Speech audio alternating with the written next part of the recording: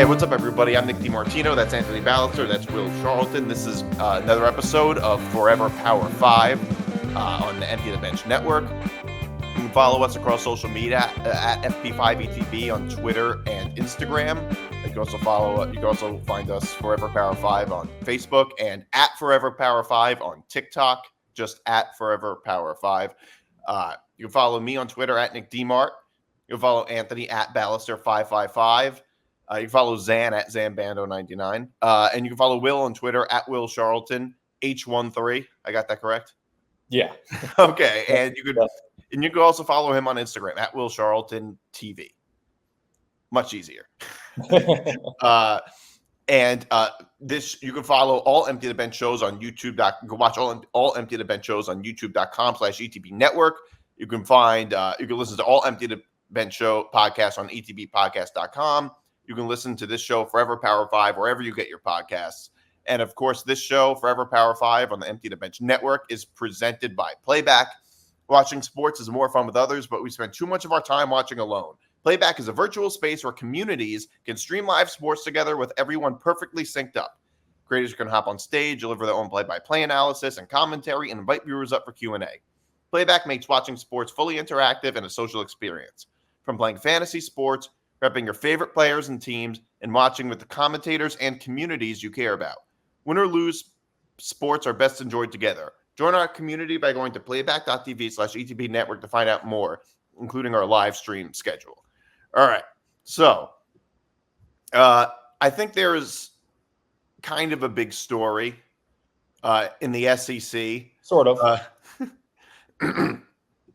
Alabama and Georgia in one of the wildest, best games I've ever seen.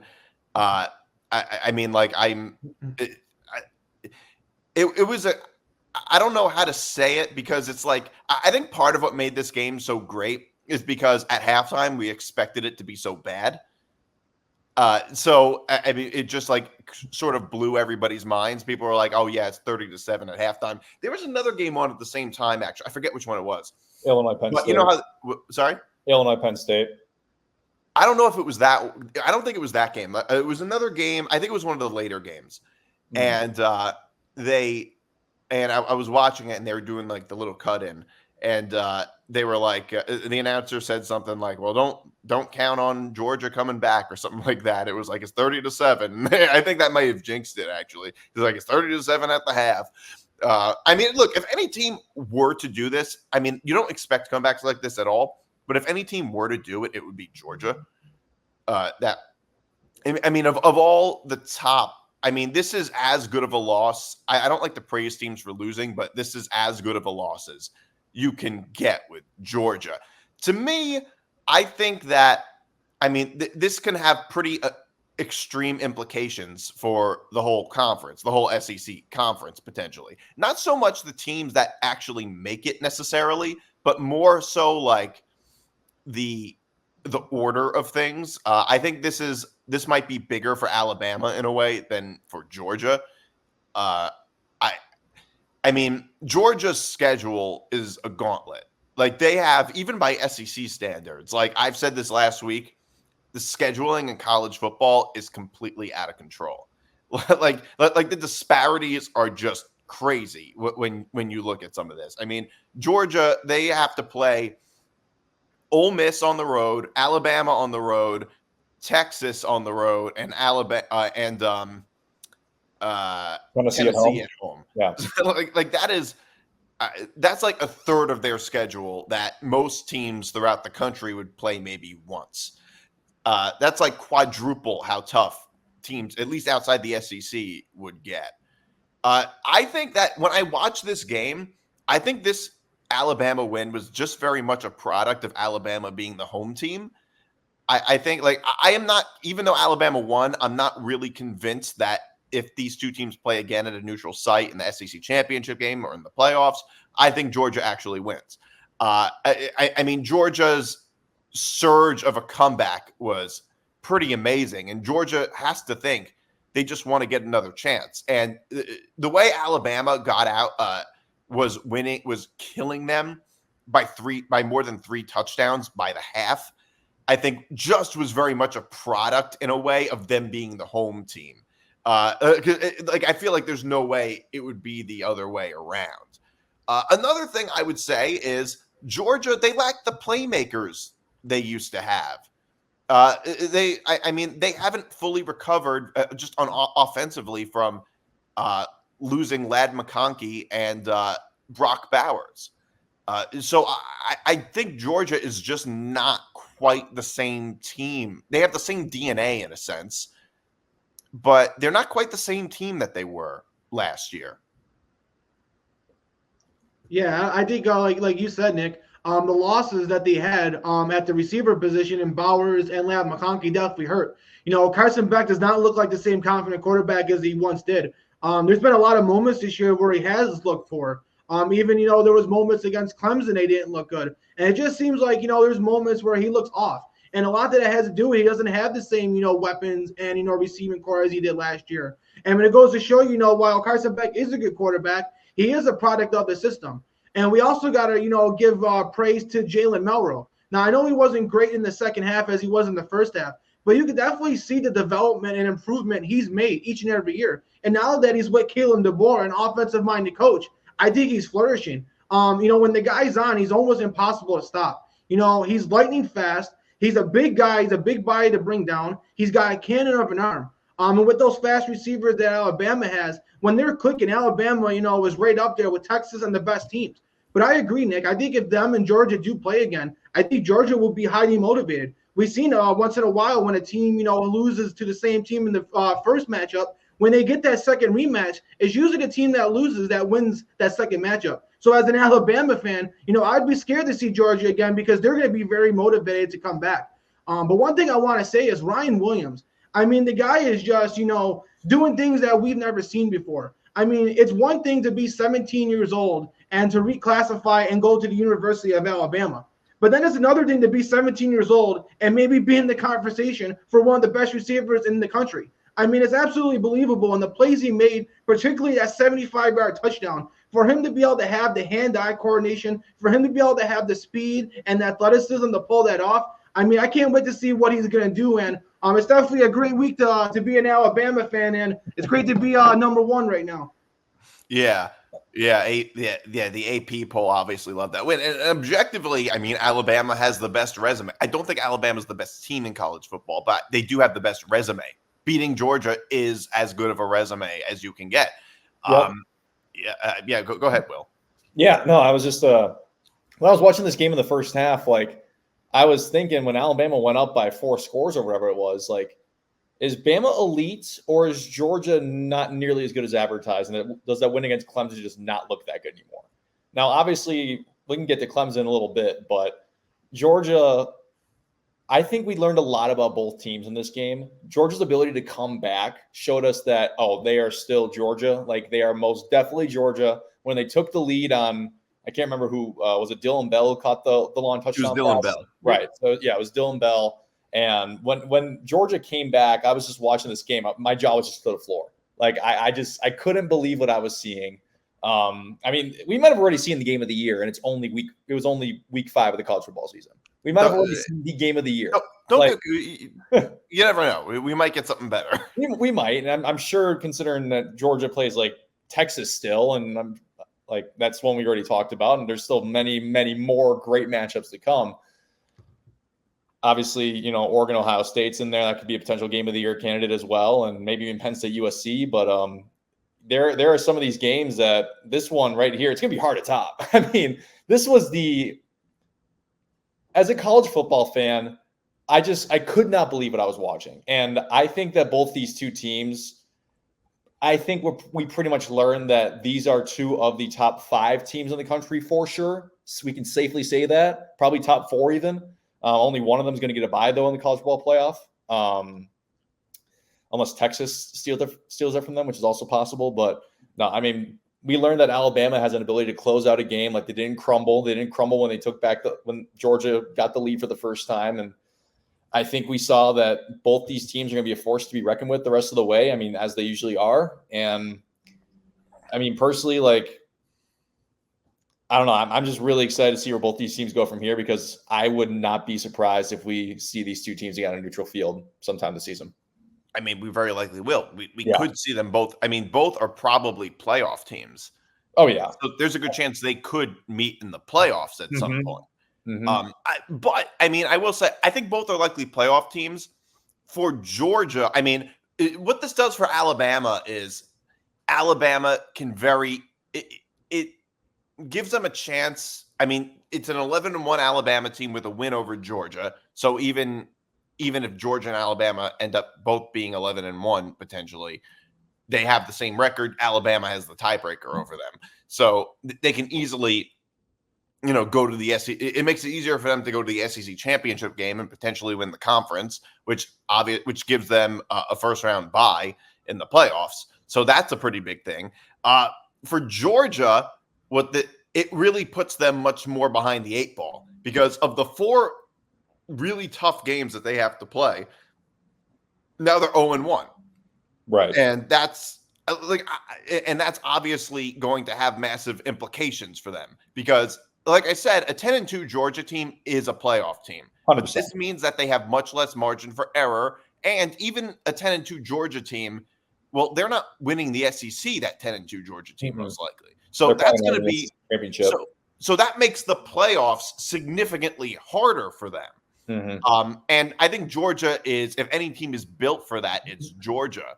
But that has massive implications for them because their schedule is now so much tougher than it otherwise would be if their schedule wasn't so difficult. They didn't play in such a strong conference.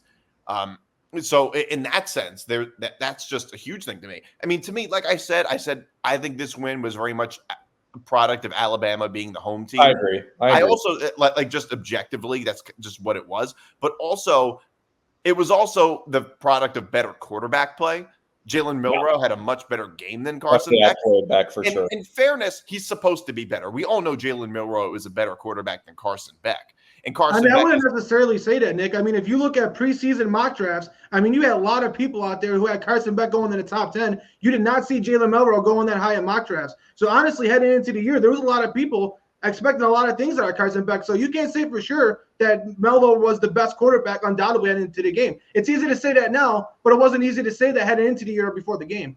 Yeah, I mean, I guess that's true. I will say this, though. Just because a quarterback is projected to go higher in the draft doesn't mean it's a better college quarterback. Think of Lamar Jackson, last pick in the first round of the draft, the Ravens when they. Yeah, he was a great college quarterback. Oh yeah, I mean, he won the Heisman. Yeah, he won the Heisman. I thought Deshaun Watson should have won, but yes, he was great. Yeah, Lamar Jackson was great in college, and he got picked at the end of the first round, and Josh Allen, Josh Rosen, and Sam Darnold were picked well ahead of him, and we look back at that and think it seems so silly. But the thing though that we knew for sure that Carson Beck was the worst quarterback. I mean, we didn't know that for sure. Obviously, Milroe has been great, and right now you can make an argument that he has been probably the best quarterback in all of college football this year. And it's amazing to see the development he's made. And my question for both of you guys is, we said coming into this game, Kirby Smart has struggled with Alabama. Now, in my opinion, I thought that was a Nick Saban thing since they coached under each other. He knew Kirby Smart. So I thought once Nick Saban will leave, maybe he could finally get over that hump. So now for Kirby Smart mentally to lose again to Alabama without Nick Saban there, I mean, that's definitely got to be a mental hurdle for him. Yeah. Although I think Kirby Smart is mentally tough. He has a lot of experience as a coach. He's won 2 national championships. I'm not worried about Kirby Smart's self-esteem. If he has bad self-esteem, that sounds a little crazy because he's a winner. Like, he's an actual winner. Like, there's a lot of good college football coaches that haven't won. And Kirby Smart was able to do it twice, and he did it with the Georgia program that really wasn't very good when he took over. He didn't inherit an amazing like Kalen DeBoer and Ryan Day are both good coaches, but it just is a fact that they both inherited good programs. To me, I think that people talk about does he have an Alabama problem? Does he have a Nick Saban problem? First of all, that's a weird kind of argument because who doesn't have a Nick Saban problem? Like everybody literally has a Nick Saban problem. He's like the best college football coach of all time. It would be like saying a basketball player has a Michael Jordan problem. But now like, he's still losing, and Nick Saban's not there anymore. Yeah, it seems like an odd kind of I always thought that was a weird argument because who doesn't have a Nick Saban problem? But he just happens to play him a lot. And to me, it's like, so, does he have an Alabama problem, a Nick Saban problem? I don't think this proves much of anything. He just lost to a really good team on the road, which is a tougher matchup than any other team has ever had to play this year. Mm-hmm. Like, to me, that's all it really was. And he was the only coach who was tested like that. But that is a good question. I do like that question. But to me, that's the most logical way to view it, which is like, how many teams could go to Tuscaloosa and beat Alabama? I'm not saying nobody could. Texas could. Ohio State could. But not many of them would. Like, how many of them would be favored? Maybe Texas would be favored, but I mean, like, Georgia, they were favored by 1.5 points. How many teams would be favored by 1.5 points at Tuscaloosa? Maybe Ohio State, maybe Texas.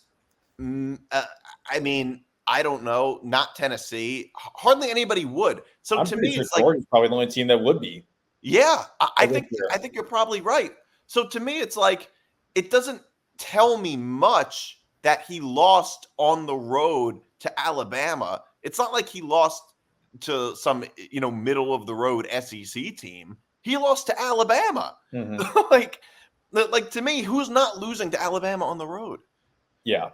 I mean, I'll touch on this real fast too. I mean, just like, I do find it ironic how his one win against Alabama is in the national championship game. I do find that ironic, but no, it's one of those things that, like, Kirby Smart is a fantastic football coach, and we all know that. I mean, he is. Georgia was down for a handful of years before Kirby Smart came in and revived the program. Essentially, I mean, Georgia, they were lucky to get 6 or 7 wins in a season before Kirby Smart got there from time to time. I mean, what he has done with that Georgia program, he's made them back into a college football powerhouse, obviously. And they're back to their standards. And every year you look at like, oh, will Georgia make the playoff? They probably will in this 12-team format. It's kind of hard to leave Georgia out, coming into this season. But, you drop this game in Tuscaloosa, oh, well, you just got to reset, get back to your foundations. You have a really good football team. You got a very good quarterback in Carson Beck. You got very good weapons. You got a great running back in Trevor Etienne. I mean, that was a huge acquisition for them from Florida. And I mean, he hasn't really done like a crazy good deal for them so far, but he's only gonna be a great role for them. And I do think that this is, like you said, Nick. I mean, this was the home team winning the game. I mean, it was a phenomenal football game. Alabama got up early, was able to come back from that lead, and the home team won the football game. So I don't think it's a Kirby Smart versus Alabama thing at all. I think it's just a home team that might be the better team won the game. Yeah. And one thing I would add to that too is you guys would probably both agree with me. Now that Nick Saban's retired and now that Jim Harbaugh is off the NFL, Kirby Smart's got to be by far the best coach in college football right now. He might be up there. I think he is. Can't say it's Ryan Day. When Nick Saban was around, I would have said he was the second best coach, and Harbaugh was the third best coach. I mean, Jim Harbaugh did an amazing job at Michigan. I think Kirby Smart might have done a better job at Georgia. I agree. Just reviving them. I agree. SEC teams are harder to revive, in my opinion. Yeah, arguably. Well, in some ways, yes. In some ways, no. You get better recruits as an SEC team, too. Well, I'm just saying because you have to go up against those. Yeah. Like Michigan's playing like a good old Purdue. They're playing Indiana. They're playing Michigan State. I mean, it's not as hard to revive. Like, look, don't get me wrong. Obviously, say what you want about Harbaugh, but both coaches revived their programs. Yeah, they were obviously. I think they both did a great job. And I remember it was funny because I remember like 7 years ago or so, a common hot take going around was talking about how overrated Jim Harbaugh was, and I always rolled my eyes about how he couldn't beat Ohio State. That's the only reason why he couldn't beat Ohio State. That was but neither could anybody else. Like it was just a silly sort of. And now Ohio State can't beat Michigan. Yeah, I thought the whole thing was just so silly. Another SEC game, big SEC story. And this is all kind of intertwined in a way. It was Kentucky and Ole Miss. And honestly, I don't think this only affects the SEC, but also college football at large. And, I was talking about schedules before, and I think that the biggest difference, because college football is really just rankings and everything. It's really all about storylines. Who has the better story? Like who writes the better story in a sense? Like what storyline makes the case for this team or that team, really? And like Ole Miss, I think I said this last week or 2 weeks ago. I said Ole Miss's schedule is way easier than Georgia's. Just obviously true. They were ranked 6th. They were very high expectations, though. I never really knew what to think of them because I haven't seen Ole Miss have expectations this high in a very long time. There were a few years when they've beaten Alabama. They beat Alabama 2 years in a row. Mm-hmm. They weren't playoff teams that year, but they did beat Alabama 2 years in a row. And when Hugh Freeze was the head coach. So I didn't really know what to do with them because, okay, the AP is saying they're the 6th ranked team in the country, but they haven't really played anybody. Their schedule was not good at all. They haven't played a game in the SEC. They played Kentucky, which is not that tough of a game at home. You wouldn't think. Yeah. I mean, I don't know. Kentucky almost seems like the Purdue of the SEC. Like they're not supposed to be good. That's so accurate. Yeah, but they're always like they always play really well against teams they're not supposed to play. They almost beat Georgia last week. Yeah. Yeah. They came close to beating Georgia. Which they're the power. We all know how good Georgia is. I mean, Brock Vandegrift, who wasn't even good enough to play at Georgia when he was there. Their quarterback is not that good, and they go on the road and beat Ole Miss, and it's like, well, how good is Ole Miss really? Because we don't really know. And what I said was like, Ole Miss, their path to the playoff is really going to be about style points. Mm-hmm. Really. Because an 11-1 Ole Miss team, I was saying, probably makes the playoffs. By the way, they play an easier schedule than a lot of Big Ten teams, than some Big Ten teams do. They do. Even though they're in the SEC. And I was saying, it's really going to be about style points. It's like how bad do they lose to Georgia at home? If they can keep it close, they're more likely to be a playoff team than if they don't. But a 10-2 Ole Miss team, well, that changes everything. It's going to be a lot harder to justify putting a 10-2 Ole Miss team in, especially when there's 4 other teams in the SEC. And people talk about SEC bias a lot, but I think the fact is that the committee is probably, if there's 4 SEC teams and they're on the fence, that 5th SEC team is probably not going to make it. They don't want more than 1/3 of the playoff being SEC teams, most likely. And if assuming Ole Miss loses to Georgia, and Georgia matches up very well against Ole Miss. Oh yeah. And by the way, I think you'd be really silly to think that Ole Miss is as good of a team as Alabama is. And Georgia almost beat them. And the thing with Ole Miss is that they run like a high-powered offense. They can beat you. They can win shootouts very easily. I mean, they've been like this for years, it seems like. But physical games, they can't win as easily. Like they're just not the same team in slower, more physical games. And Georgia would make it like that for them. Because you're not going to win a shootout against Georgia doesn't let you get into shootouts really. So I think this changes everything for Ole Miss and for the SEC, which ultimately will affect college football and the whole Big Ten. It won't affect the Big 12 or the ACC necessarily, but it will affect the Big Ten because I think the math for the ACC and Big 12 are much simpler when it comes to the playoffs, are much simpler than for the Big Ten and SEC. And I think the Big Ten and SEC are going to be very much competing with each other. And it might even affect Notre Dame even in there a little bit because they have a notable matchup against USC. I mean, to me, it's like this was Ole Miss's first test because their schedule before this game was the Little Sisters of the Poor. Mm-hmm. And they finally have moderate competition and they lose. And it's at home. And it's like, ugh. This is really going to leave a mark. Yeah, I definitely agree. It's definitely going to be tough for Ole Miss to rebound. Like we've been talking about this all year, Nick. There's going to be a lot of teams. 11-1, you pretty much are in the playoffs, guaranteed almost. 10-2, that's where you're going to kind of, be going in between a couple of teams. There's going to be a lot of teams that are going to be 10-2, and there's going to be a few of them that are going to be left out. And these upsets like this are going to be the difference.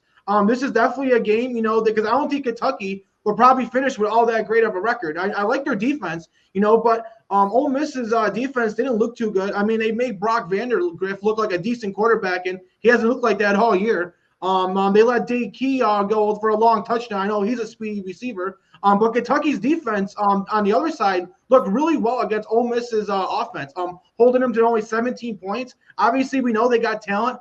They got Deion Walker, who's a beast defensive tackle. The guy's like over 325 pounds. So this team's got talent on defense. But, man, for Ole Miss's defense, letting Brock Vandergriff get that touchdown and, not forcing really many turnovers and not trying to take over this game, which they should, it's definitely going to hurt Ole Miss. And like you said, Nick, they don't have a hard schedule. But now when you lose one of your games that you're expected to win, now that makes those hard games must wins. And I don't think they're going to win probably any of those games, like you said, against Georgia. So it's going to be tough for Ole Miss to rebound. I don't think they're going to be an 11-win team. It's going to be tough for them to even be a 10-win team. Yeah.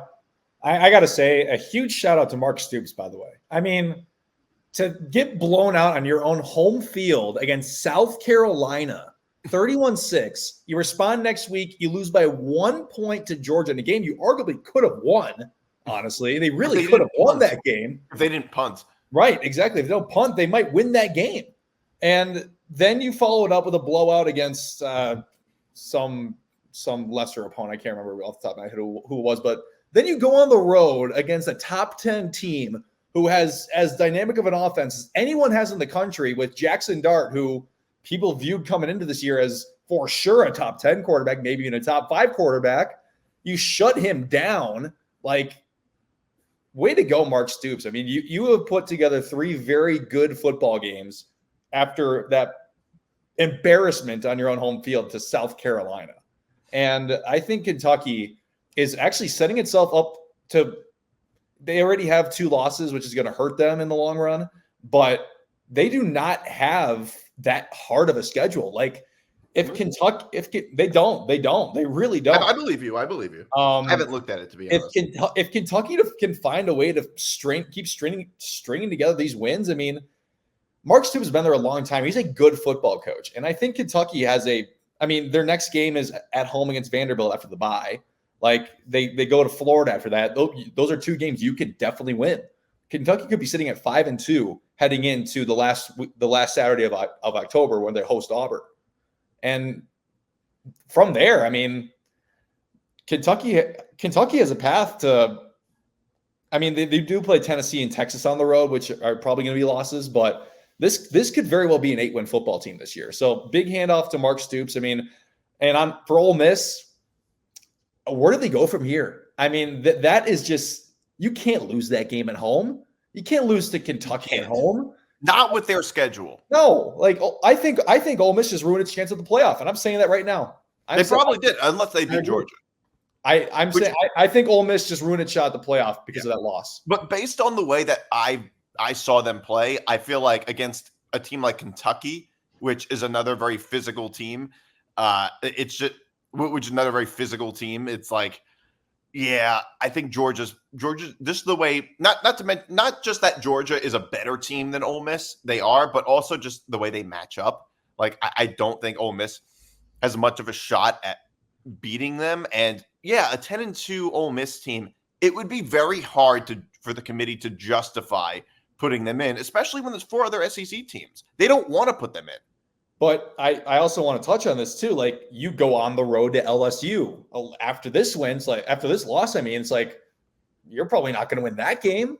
I mean, there are 4 games like on Ole Miss's schedule right now. That's like, are you going to win that? Actually, I mean, I don't. Ole Miss might actually be favored that game. I mean, I wouldn't doubt it, but after this, I'm just saying. You never know. Crazier things have happened. Alabama lost to LSU. I mean, look, LSU it has sort of faded into the background, and because they're not, their defense isn't really great. There's so many holes with LSU. It seems like. I'm just saying. I mean, it's a very, very hard schedule for Ole Miss, but they can still pull off a win. They can still easily pull off a win. I mean, yeah. I think Ole Miss wins that game because that game is more likely to be a shootout. That game, like I feel like the way those two teams match up, Ole Miss could easily win that game a lot more. Win that game a lot more easily, but they can't overlook it either. And I will say, you were talking about Kentucky's schedule and Texas and Tennessee on the road, which are both tough. Don't forget, they also play Louisville the last week of it. They tend to not have problems with them, though, ever, which is weird. They tend to. I mean, Louisville. Well, it's a rivalry game. That's the thing. Right. So I'm just saying they usually win that one, which is interesting. But Louisville is a better team this year. I mean, objectively, yeah. Objectively, they were last year too. They were last year too. Still be a 7-5 team. If Kentucky can make a bowl game, that's a successful year for Kentucky. That's how I would put it. 100%. I'm just saying the path to 8 wins is there now after winning this game. Yeah. I don't know if you have any thoughts on this, Anthony. I basically said what I had to say. I think it's going to be tough, like I said, for Ole Miss to make the playoffs now as a 10-2 team. It's going to be tough, and they might not even be a 10-2 team. They might be a 9-win team after this. Yeah. But it's going to be tough for Ole Miss to respond. And all props to Mark Stoops in Kentucky. Like Will was saying, there's a path for 8 wins, at least 7 wins. It looks like, and I would be confident in them getting that 7 wins this year. Yeah. So, yeah. Tough brand of football. Big spoiler team, Kentucky, it seems like. Oh, yeah. So moving on to the ACC, Miami survives Virginia Tech 30. They barely survived 38-34. The thing is, this would have been a bigger story had it happened on Saturday instead of Friday. I guess Miami in some ways is lucky that their terrible performance happened, and the refs too are lucky that this was a Friday night, because then on Saturday and over the weekend we have time to forget about it with a whole bunch of other stories. It was as bad of a game as I could have imagined Miami playing. They're playing at home versus Virginia Tech. Seems like a bit of a look-ahead game. Who's not a good team, by the way. No. Virginia Tech hasn't been good in 7 or 8 years. Virginia Tech. And Miami is the overwhelming favorite, or maybe not so much anymore, to win the ACC. Cam Ward is a Heisman contender, one of the best quarterbacks in the country. He played as bad of a game as we could have imagined. I mean, I will say I give teams credit when they play badly and still win. But this is obviously going to hurt their rankings a lot. Now, to me, they're not an SEC team. They're not a Big Ten team. So I don't think it'll affect their future as much, most likely. No. Because if they win the ACC, they're in. And even if they win out in the regular season and lose to Clemson or whoever in the ACC championship game, they're still in. They're not in the same. So it's not going to affect them too much, most likely. But I think, to me, the big story is not just about how Miami played, but that last play of the game, for sure. Which officiating this year in college football hasn't been good. The officiating has been bad. It's like the replacement refs in the NFL that one year when the refs were on strike, and we're just like, these replacement refs are terrible. That's what it looks like with college football this year. So that final play of the game, I'm sure we've all seen it at this point. When Virginia Tech threw that Hail Mary into the end zone, I saw the play. I thought very obviously that it was not a touchdown, and not just based on what I saw, but from the reaction of the refs. And then really, really late, the ref signals a touchdown, and I was like, wait, and I went back. I was like, wait a minute. They called that a touchdown? Like, that was so odd to me that the ref signaled touchdown. Now, to me, anybody who sees that play it's pretty obvious to me that was not a catch. Like, there was no justification for that call at all. Mm-hmm. I don't know what that ref was thinking. Just with that, like, those couple of minutes when they were reviewing the call, it was like, this could be Miami's whole season. Like, this is going to affect everything, what the refs come back with. And to me, it's like, yeah, that was not a catch. There's no way, like, anybody can look at that play and tell you with a straight face he caught the ball. He did not catch the ball. It is so obvious. I don't know if you guys had any real reaction to this. Yeah, it was definitely a great game. And Nick, you were like, yeah, if the game was on Saturday, more people would have watched it, and more people would be talking bad about Miami. But I feel like if the game was on Saturday, the score would have been close. I mean, how many times do we see these Friday trap games with these ranked teams? You'll have these ranked teams playing against another conference team that's unranked, and for some reason on Friday nights they seem to not play so well, and the upsets happen and pandemonium seems to happen. So I thought that's where we were heading. I thought Virginia Tech was ever going to pull off the upset, and they almost did. Their best pass rusher, Antoine Powell Ryland, one of the top sack artists in the entire country. He got hurt middle of the game. He was wrecking havoc all over Miami's offensive line. He got a sack in the first half. So obviously him not being in there in the second half obviously helped Miami, be able to go down the field and score some points. And you mentioned that Cam Ward had a bad game. Obviously he had some turnovers, but he also had some amazing plays that I think made up for that. He had some crazy side angle throws that were right on the money that, maybe 99% of other quarterbacks in the country can't make. So, yeah, they may almost lost the game because of Cam Ward, but they probably also may have won it because of Cam Ward as well. And you said Virginia Tech is a bad team. Yeah, the record is bad, but this team does have talent. Heading into the year, this was a team that a lot of people had high hopes on. I even think Nick Saban may even predicted them to win the ACC. So this team had some talent. Kyron Jones was supposed to be a talented quarterback. And like I said, they got NFL players all over their defense. They have NFL corners, D linemen, and linebackers. So this team's got talent. Just for some reason, it's just not gelling. But, man, thank God for Miami to survive this game because if they lost it, obviously because they're in the ACC, the automatic bet, they probably still make the playoffs. But it definitely would have hurt their rankings quite a bit. And that play, man, how does that referee call that a catch? I was dumbfounded as well. Reminds me of the Fail Mary and the Packers-Seahawks game from years and years ago. Yes, that's exactly what it made me think of. Yeah. No, it was. I mean, I saw when Cam Ward had that shovel pass to the tight end when he was about to get sacked, he broke 2 tackles and still somehow managed to get that off.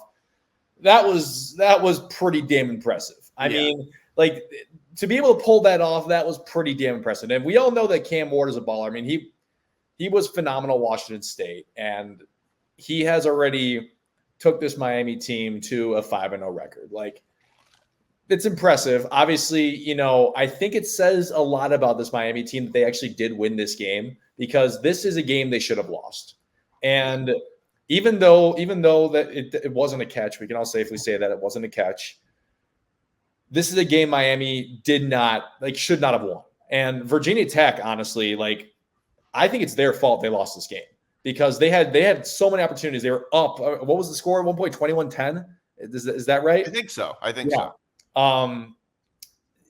You take command of the game, and it seemed like they did. They had Miami dumbfounded. They had Cam Ward dumbfounded for a while. In the first half, Miami looked terrible. I mean, they looked awful in the first half, and they just kind of turned on the second half. But I think Miami really really needed this one because it showed that they might have got their hiccup game out of the way or something like that, so to say. But again, the ACC is not very competitive this year. I mean, the one team that Miami's going to have to worry about now, I think the rest of the way is maybe Louisville on the road. I mean, they got an interesting game this week against Cal, and we'll talk about that in a little bit. But Miami, I mean, the road to a 12-0 season is right in front of you. Yeah, I mean, proof that the ACC is weak is that people were talking about how a couple weeks ago, people were like, Cal looks like one of the best teams in the ACC. I couldn't believe people were saying that. I mean, I was like, why? Because they beat Auburn. Auburn can't beat anybody. Sure, it's an impressive win because you're going into an SEC stadium and winning, I guess. But it's just because they're an SEC team doesn't mean they're good. They're one of the worst. Auburn might not win 6 games this year. Yeah, but Auburn's not even going to make a bowl game. Yeah, they very well might not. Yeah, this was just. I mean, for to me, it's people were like, "Oh, the call's got to stand." It's for me, it's if you see that call, if you see the replay. And you make that call stands. How was you might as well not have replay. I mean, seriously, how was it called a catch? Right, to me, and they're like, well, people are talking about it's a criminal conviction beyond a reasonable doubt. That's what people sound like sometimes. They're like, well, the call has to stand. I mean, to me, that was as obvious as it could get. Like, to me, like, the thought of him actually having the catch is just so improbable to me. But like, just the officiating was just, I mean, like, I can't think of what not, like, that ref who signaled touchdown, and he didn't do it very confidently either. It was just like, I guess touchdown, maybe. That was sort of kind of a touchdown, which is what it seemed like he was doing. That's everything what not to do as a ref. Mm-hmm. Everything what not to do. You were talking about Louisville on the road. I mean, Miami will be favored. Louisville, though, they're not bad. We were just saying before, Louisville is actually pretty good this year. This is probably the best Louisville team since Lamar Jackson was on the team. Yeah. I mean, I don't know if I could say last year's team was, but yeah, I mean, this is the best team since 2017. So I'd say, yeah, you never know. You never know what might happen. They'll probably be 3 or 4 point favorites, but you never know. Crazier things have happened. Notre Dame were 28-point favorites against Northern Illinois. So you never know how that might work out. To me, the ACC is just sort of comes down to Miami and Clemson. Miami is lucky they don't have to play Clemson, and Clemson's lucky likewise too. Clemson is also kind of lucky they don't have to play Miami, that they'll probably just meet in the conference championship. And even assuming they both win out in the regular season, even if Clemson loses to Miami, like in the conference finals, assuming they're at least competitive and don't get blown out, it's like they're probably a playoff team, a 10-2 Clemson team, I think. Or at least I think they should be. The committee might view it differently, but the committee tends to be favorable toward Clemson, at least in the past they have been, it seems like. Depends on the resume. Yeah, so it looks like a two-way race because to me, Clemson's resume isn't really all that bad. Their schedule could be a little stronger, but it's like, okay, they lost to Georgia in week 1. Maybe I get that they got blown. Loss could hurt them, but I don't think it really will in the long run. Probably not, because they're scheduling a really tough game for like the first week of the year. Week 1's always a feel-out week anyway. I mean, you don't know anything about your team until you play your first game. Teams don't develop until later. So to me, that's not a huge deal. And even if they lose to Miami, so you're going to penalize them for making a conference championship game, like that seems kind of silly to me. It's a close game. I'd have a hard time thinking they leave one out unless obviously Clemson goes in with 2 losses or something like that. Yeah, that would obviously be different. Another conference I want to get to, the Big 12, Colorado. We have to talk about Colorado because now it's funny because of Deion Sanders, we're talking about Colorado. Like, we're only talking about Colorado in almost like a cultural sense because Deion Sanders is so culturally relevant, and we're not talking about them in a football sense. I never thought I would ever on this podcast talk so much about Colorado. They killed UCF 48-21. I did not expect this. To me, I don't think this changes much in the Big 12 necessarily. The reason I say that is because the math is very simple in the Big 12. Whoever wins the conference will make the playoffs. Whoever doesn't will not. It really is that simple. Yep. And realistically, whoever wins the Big 12 probably is not a top 12 team, realistically. No. Most likely. I don't think they have any top 12 teams in that conference. None of those teams are convincingly good at all. I could certainly think of 12 teams off the top of my head that are probably better than every Big 12 team. And so it doesn't change it that much. The one thing it does change is my expectations of Colorado. And they were able to show that they were able to do something that we never thought they were able to do. It's true their offensive line is a huge weak spot for them, but they were able to put up 48 points. So it couldn't have, on the road, it couldn't have been that bad. The only thing it really shows me is that they rank a lot higher in the Big 12 than I thought they would, than I thought previously. Yeah, and what did you guys say? Obviously, they stormed the field, and Colorado's had a lot of great games, close games, and a lot of, statement wins. But what would you say so far in the Deion Sanders, Shedeur Sanders, and Travis Hunter era in Colorado, this has got to be their most impressive win. I mean, this was a game that people thought that they were, UCF was just going to walk all over them. The point spread was pretty high. It was expected to be a 2. The point spread was 14, 2 touchdowns. Yeah, it was supposed to be a 2-touchdown game, and for Colorado to flip it and make it the other way, it was definitely impressive. And you were talking about it, Nick, their offensive line. Now, they do have a freshman playing tackle, Jordan Seaton. Now, he was one of the top recruits, and we've seen how he's definitely improved over the last couple of weeks. And, his improvement has gone a long way. We also, I know the totals and the numbers, may not show it, but I think Colorado was running the ball a little bit better. They got a couple of decent running backs. They got a freshman, Welsh, who looked pretty impressive as well. But, Shedeur Sanders was on the money, and, Travis Hunter was on the money. I mean, Travis Hunter, we said this before, he probably won't win the Heisman because Colorado won't win enough games. But the guy's the Heisman. He's the best player in college football. What he does for this team week in and week out is unbelievable. I mean, the guy got an interception and a touchdown. He's hitting the Heisman post. I mean, Travis Hunter is doing everything he can for his team. And like you said, Nick, Colorado, they're not going to win the Big 12. And if you don't win the Big 12, you're probably not going to make the playoffs. But this goes to show you that, maybe instead of them being a six-win team, maybe they could get up to that 7-win team. Maybe they could kind of be, above the middle of the pack, Big 12 team. Even if they could be the 4th or 5th best team in the Big 12. I mean, for a team like Colorado, I mean, that's absolutely amazing from where they once were. And speaking of teams who shouldn't have a win that they should have, they shouldn't have beat Baylor. I mean, Baylor single-handedly lost that game. But Colorado found a way to win it. So that was, I know I'm going back a week, but that was an unreal two plays that happened back-to-back. But anyways, I think I'm trying to figure out what we learn more this weekend. Is Colorado a team who could get to 8 wins, 7-8 wins, or is UCF not as good as advertised? I know they got KJ Jefferson, and he was great at Arkansas before coming over to UCF, but I don't know what to make about UCF. I mean, this is an embarrassing loss for Gus Malzahn. I don't really understand this UCF team, because everyone's saying oh, UCF is a team who could maybe even win the Big 12 this year. It's well, not anymore. Not anymore. Yeah, I don't know. I don't know what to make of UCF. Yeah. Either. I don't know what to make of. To be honest, I don't know what to make of them either. It's just they're another big question mark. Although every team in the Big 12 is sort of like that. Give Colorado credit. Their only loss was non-conference. Yeah.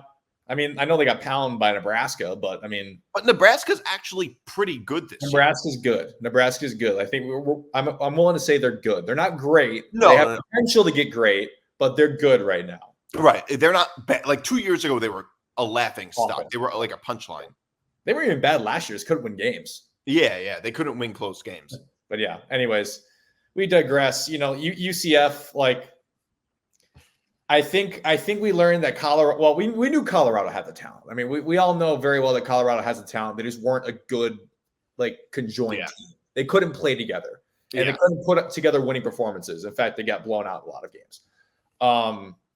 But they're playing this. I mean, I'm willing to even say if they keep the talent, they played like this against UCF, there's no reason they can't win. They can't find a path to a Big 12 title game. And I know it's kind of outlandish to say, it's probably a hot take, but with the talent they have, there is absolutely no reason they can't. There's not a path for that. I mean, all these teams at the rest of their schedule are winnable. All these games. Absolutely. That's what I'm saying. I mean, what they just did UCF, it's well, why can't they keep doing it? They're also losable, though. So it goes both ways. They're very winnable and very losable. True. It's Colorado after all. And they're very up and down.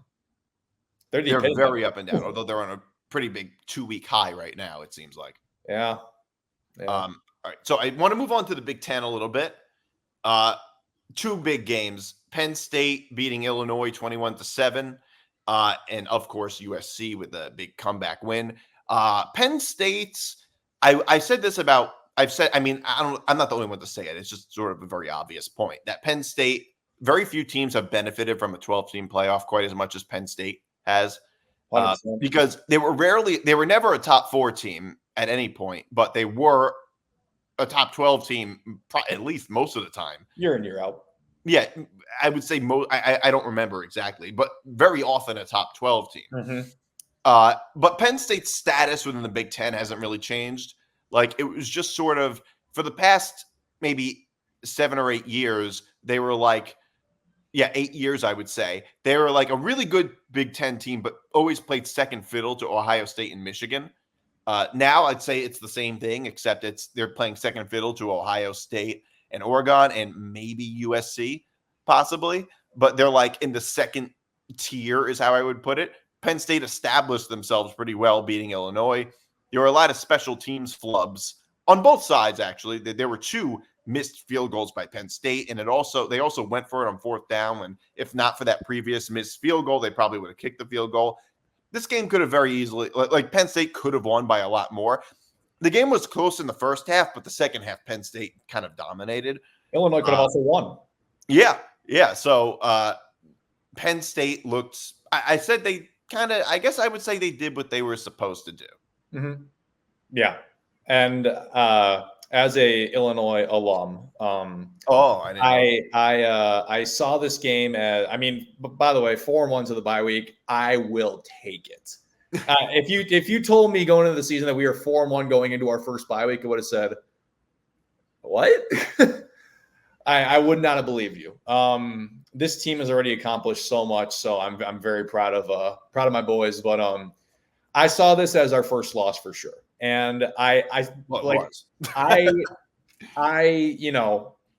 going into this game, I saw a game that was going to be kind of tough, hard fought. It's probably going to end up going the way of the home team because of the fact that Penn State's just the better all-around team. There's better talent on both sides of the ball. We can all objectively say that.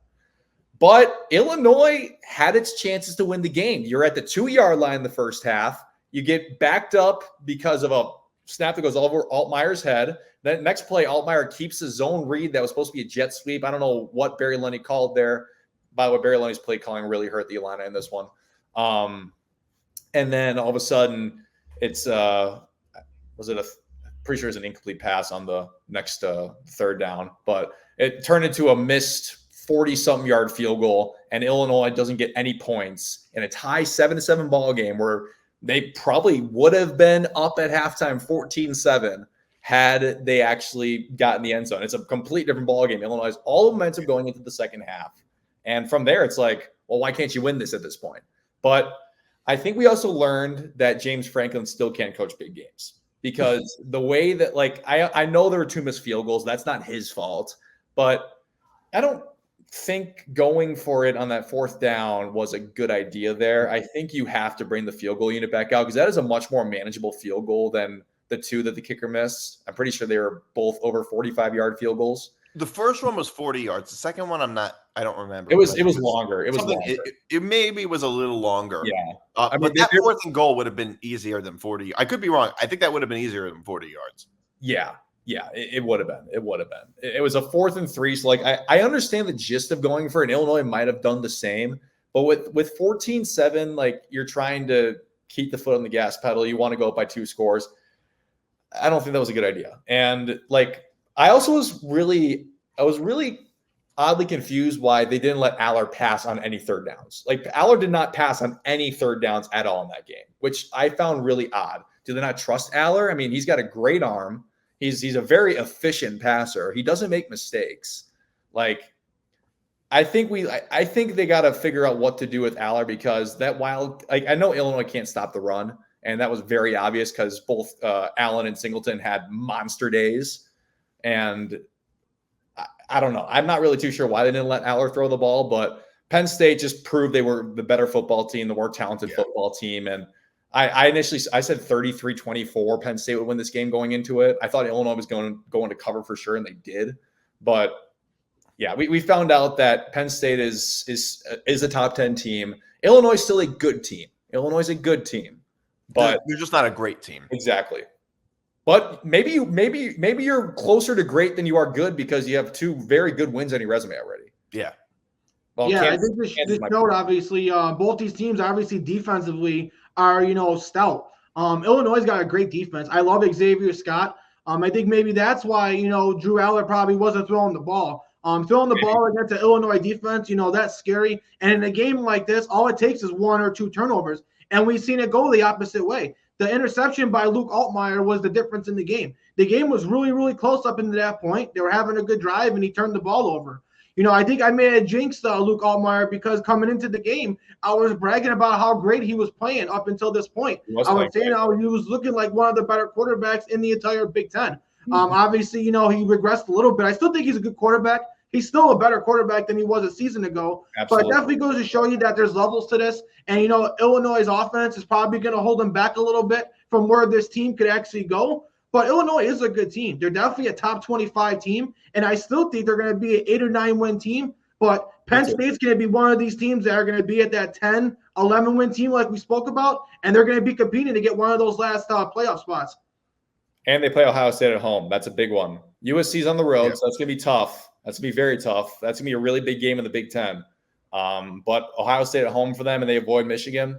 Those are like the 2 games that Penn State has left, honestly. Yeah. Those are going to be the make or break games for them. Yeah, and I do want to talk about USC and Wisconsin. But I will say, if they were – yeah, you're right. I guess they are lucky to avoid Michigan, although if there's any year – to not avoid Michigan, this would be the year. They would have been a lot more fortunate to avoid Michigan, I don't know, the previous 10 years is how I would put it. But they couldn't because they were in the same division. Yeah. So, I mean, I guess in some ways they're fortunate. In other ways, it's like, okay, this is the year we don't have to play Michigan. Penn State's a better team than Michigan this year, no doubt. And USC, it's like Penn State, USC, and Notre Dame – even though Notre Dame's not a Big Ten team, I think they're all very much in the same sort of like when it comes to the playoffs are all very intertwined is how I would put it. Because USC, Penn State and USC play each other. Penn State going on the road, which is going to be huge for Penn State because a 10-2, like there's no way Penn State, USC, and Notre Dame all make it. All 3 of those teams are good enough to be playoff teams, but there's no way all 3 of them make it. I would be stunned if that were to happen. And yeah, USC, they came back against Wisconsin. I mean, to me, it says a lot about USC being able to come back in the second half. They seem to be a really good second half team. They're not, I mean, the issue I have with this, which might scare me a little bit with USC is, well, you don't want to be a bad first half team either. Wisconsin kind of stinks, but Miller Moss really was great in the second half. USC looked great in the second half. They scored 4 unanswered touchdowns just in the second half alone, which is a skill in and of itself, is how I would put it. But USC, Notre Dame, Penn State, they're all kind of around the same level, and Penn State doesn't play Notre Dame, but USC plays both. And I don't think that at 10-2, any of those teams going 10-2 are likely to be playoff teams. But 2 of those 3 can certainly be playoff teams. And if USC, if they can manage to beat Notre Dame and Penn State, they're without question a playoff team. One thing that's definitely alarming for USC, Nick, is I feel like there's times where they struggle to stop the run. We've seen a week ago what Michigan and Khalil Mulligans did, and then we've seen what Wisconsin was doing in the first half. So I think there's times where this team could definitely, be physically overwhelmed by a good offensive line and a good running game. And when you go up against Notre Dame's got a pretty good running attack. So that could definitely spell disaster for USC. But, you definitely got to give them credit. Anytime you have a comeback win, it definitely adds to the team. It adds, confidence and momentum. So when they come in that situation again, they could obviously rebound. We said that about Georgia, and we said that about USC. So I definitely think it builds confidence. For Miller Moss, he's been awesome this whole season. I really don't have any questions. When it comes to USC and Lincoln Riley, the quarterbacks are always going to be good. The offenses are always going to be good. Obviously, the defense has been improved this year, but how much has it improved? It seems like, there's times where they can't stop the run, and I feel like ultimately that's going to be their Achilles heel this season. That's going to really hurt them against a team like Penn State in a couple weeks. It's going to really, really hurt them. Yeah. So that's going to be one of the biggest factors to see who wins that game, because if Penn State gets the run game moving, Penn State just out physicals USC, they might actually have an easy time with them.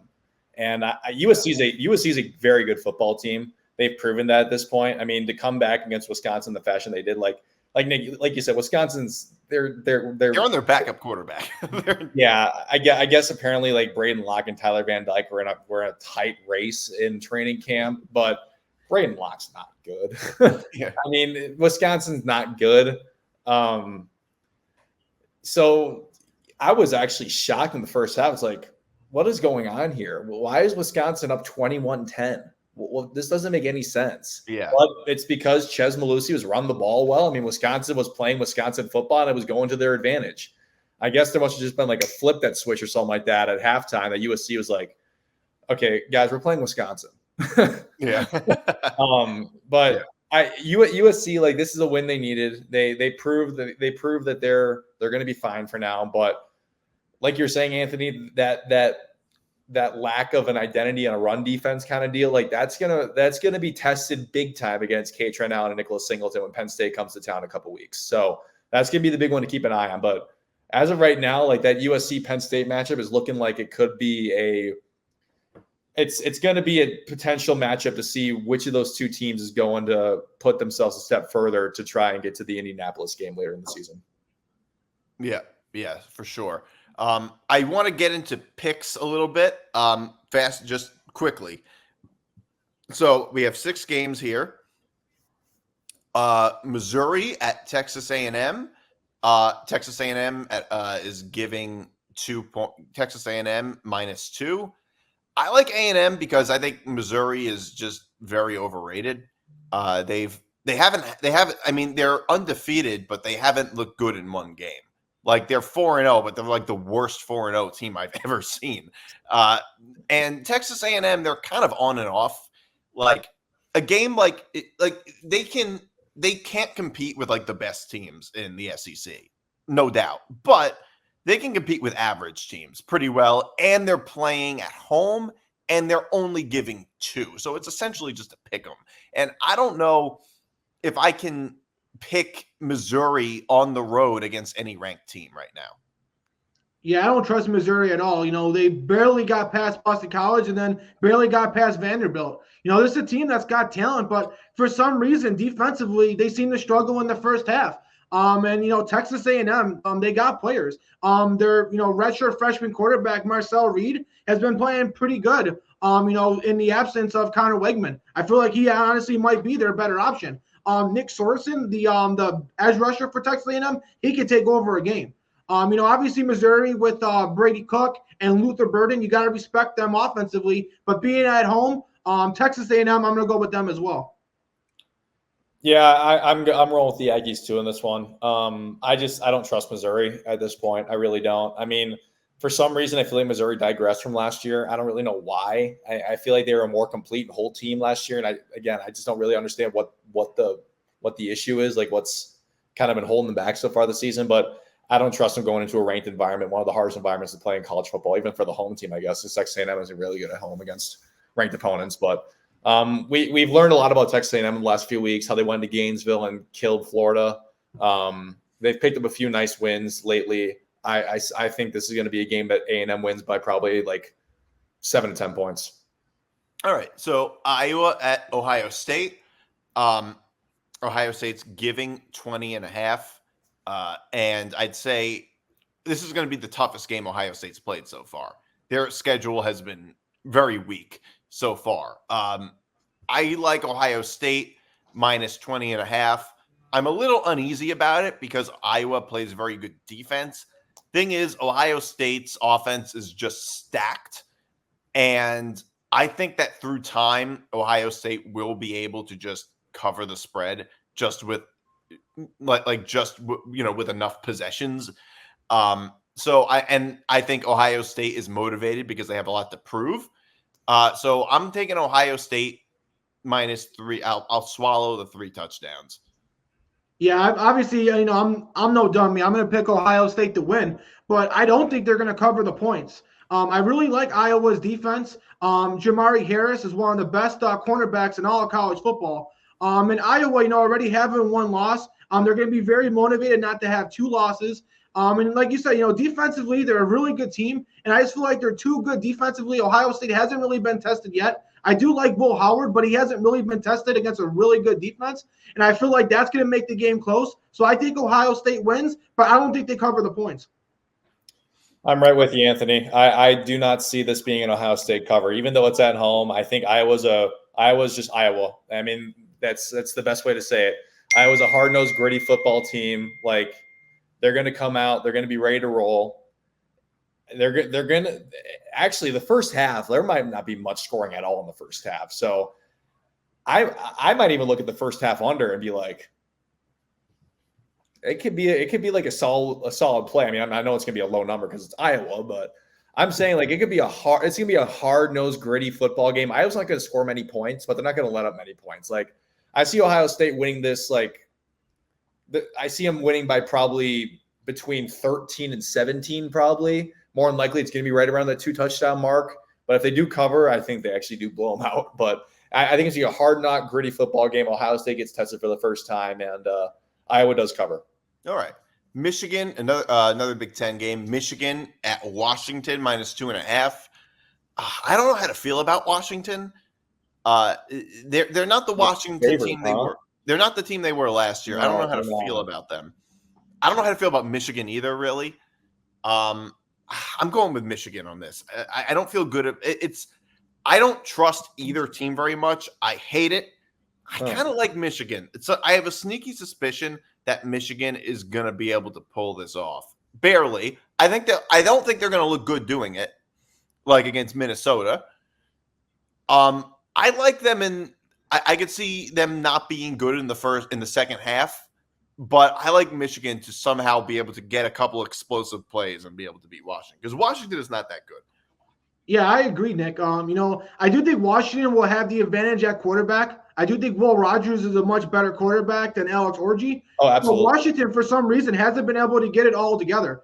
It's weird because they got some talent, but I just feel like defensively, they're just not there. And if you're not there defensively, you're not going to be able to stop Michigan and their running attack. So I think it's going to be another big game for Michigan's running attack and another big game for Khalil Mullins. So I'm going to go with Michigan as well.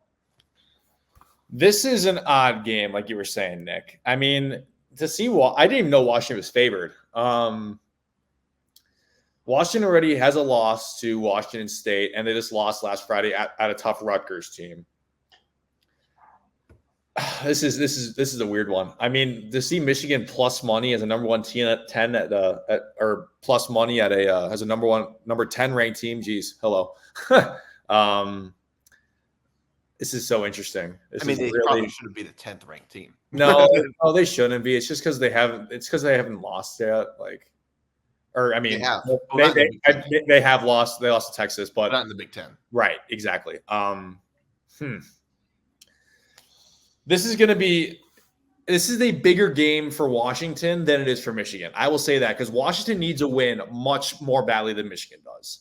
And Washington is being 3-2 already. What they are, they need this win badly. And I can see. I mean, if Will Rogers outplays Alex Orji, which is not impossible and probably should happen, Washington can win this game. It just comes down to the running game. It comes down to the running game. I'll say Washington pulls off the upset. All right. So I guess it wouldn't even be an upset. They're favored to win. Yeah, I guess. Yeah, it's not an upset really. ACC Clemson versus Florida State. I love Clemson. Clemson has been blowing everybody out. Florida State is horrible. Florida State's disappointment was a really big story for the first couple of weeks, and now it's not even a story anymore because we're bored with how bad they are. Mm-hmm. Like that's really what happened, honestly. So Clemson -2 touchdowns. This feels too easy in a way. Florida State sucks. They're really just so bad. Yeah, I don't know. They're so bad. Yeah, talk about a game that we probably would have let off of had this would have been preseason. This was supposed to be a great game, but obviously Florida State didn't hold up their end of the bargain, so Florida State's not a really good team. I think I seen that DJ Uiagalelei may be out with injury. Thank God. I feel like he should have been benched. I feel like it should have come down to injury for him to get pulled. But Brock Glenn will probably get the start. Florida State fans have been wanting him to come in. But it's not going to make all that much of a difference. Clemson's got a great defense. Their young receivers are finally starting to gel. We've seen Bryant Wesco and a couple of those other guys finally start to flourish. Cade Klubnik's looking like one of the better quarterbacks in all of college football. Like you said, they look like one of the best teams in the ACC. So I think Clemson wins and covers. All right.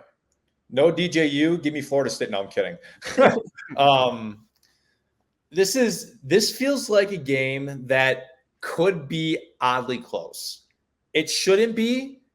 Like you said, Nick, that spread feels too good to be true for Clemson. Yeah. Like they have every reason to win this game by 50. Every reason. And if you said that preseason, like that would be an outlandish statement. But Clemson has every right to just blow out Florida State, like worse than SMU did last week. But for some reason, like I just have this feeling, and I'm probably going to be wrong, and it's probably going to come back, and I'm going to look like an idiot. But I just see like Florida State somehow being in this game. They're not going to win, but like I don't know if it's Clemson playing bad, if it's Florida State playing better. But I see Clemson only winning this, but like 10-13. So like I think Florida State barely covers just because it's at home. All right.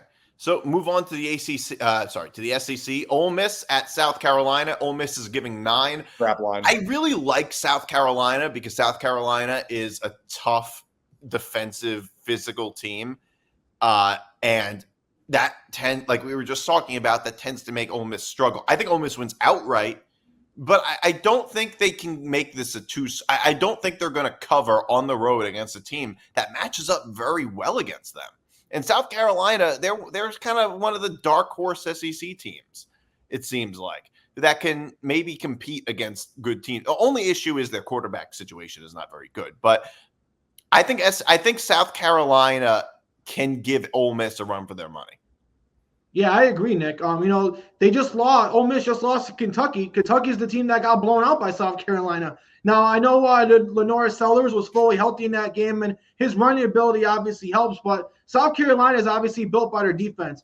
Kyle Kennard, he's an unbelievable pass rusher. Stewart, the other pass rusher, the freshman, he's unbelievable as well. So just on defensive alone and being the home team in the SEC, I think that alone will keep the score closer to 9 points. I do think Ole Miss will rebound. They'll be obviously really pissed off from that upset last week. So I do think Ole Miss will win. I think Jackson Dart will play better. The offense will play better. So I think Ole Miss will win, but I don't think they're going to cover the points.